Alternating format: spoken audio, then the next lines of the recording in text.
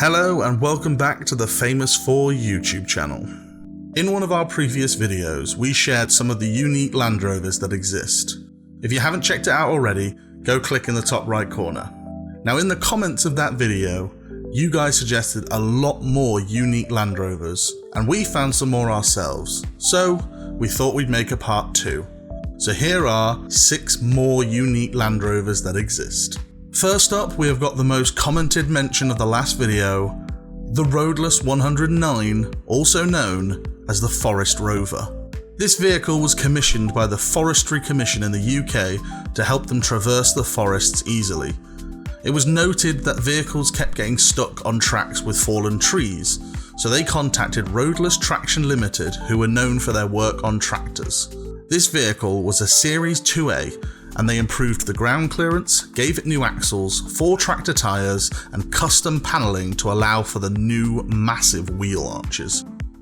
Between 9 and 20 of these vehicles were made, and only 6 are known to still exist, and they are spread around the world, with examples known in Brazil, the Falkland Islands, and in the Dunsfold collection of vintage Land Rovers. Also, one recently sold at auction in North Yorkshire for £110,000. Up next, we present the Laird Centor. Laird Anglesey Limited, a company that was working with the Ministry of Defence to help expedition vehicles in tough terrains, developed this, a versatile all-terrain military vehicle by combining the front chassis, cab, engine and gearbox of a Land Rover with a rear body derived from a shortened Scorpion tank, resulting in the Centor. The initial concept vehicle, constructed in 1978, used a second-hand 109-inch 2.25 litre petrol Land Rover, which was then upgraded to a Rover 3.5 V8. In 1979, 6 pre-production models were built using new Stage 1 V8 109-inch Land Rovers. Despite its innovative design, the project was not commercially successful, with only 2 vehicles being sold, both to countries in the Middle East. Additionally, a single vehicle was being produced for the Chilean military using a 110 V8, but production ceased after the order fell through.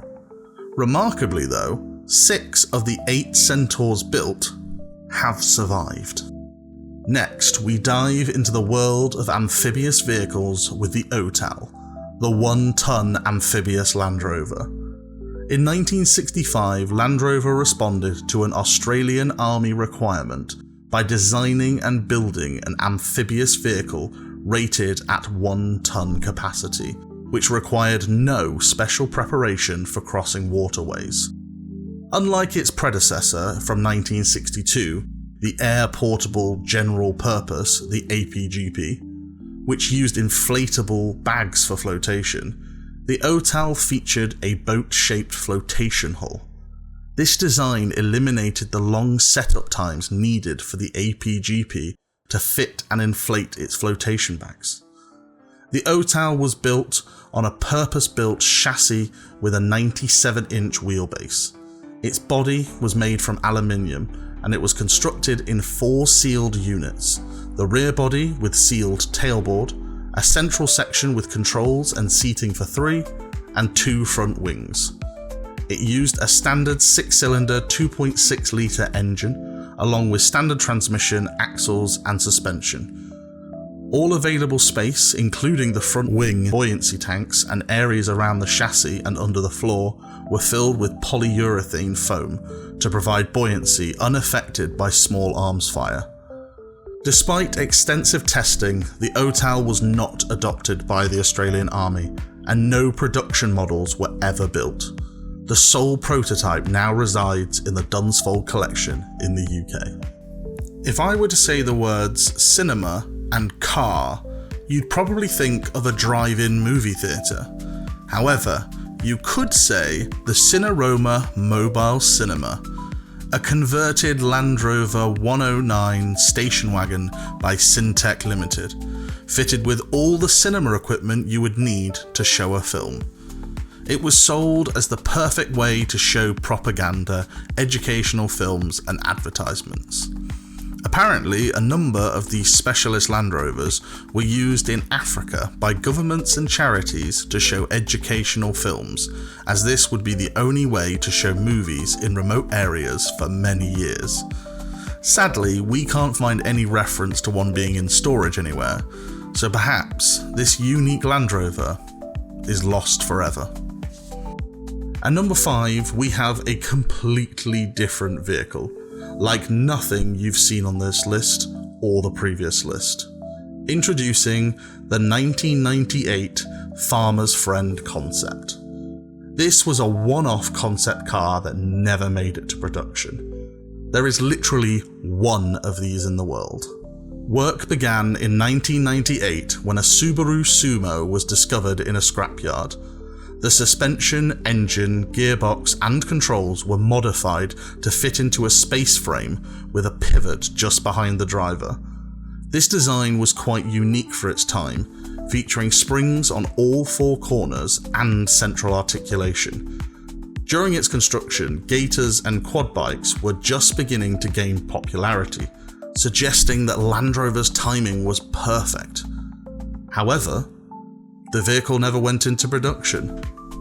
As to why? We don't actually know. Now, to end this list, we are going to the circus. Specifically, the Bertram Mills Circus, a traditional circus featuring clowns, acrobats and animals.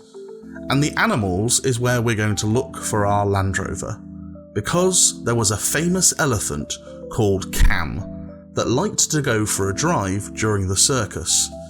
Meet Cam and his 1950 Series 1. This Series 1 was modified to have the box at the back where the driver would sit with extended controls.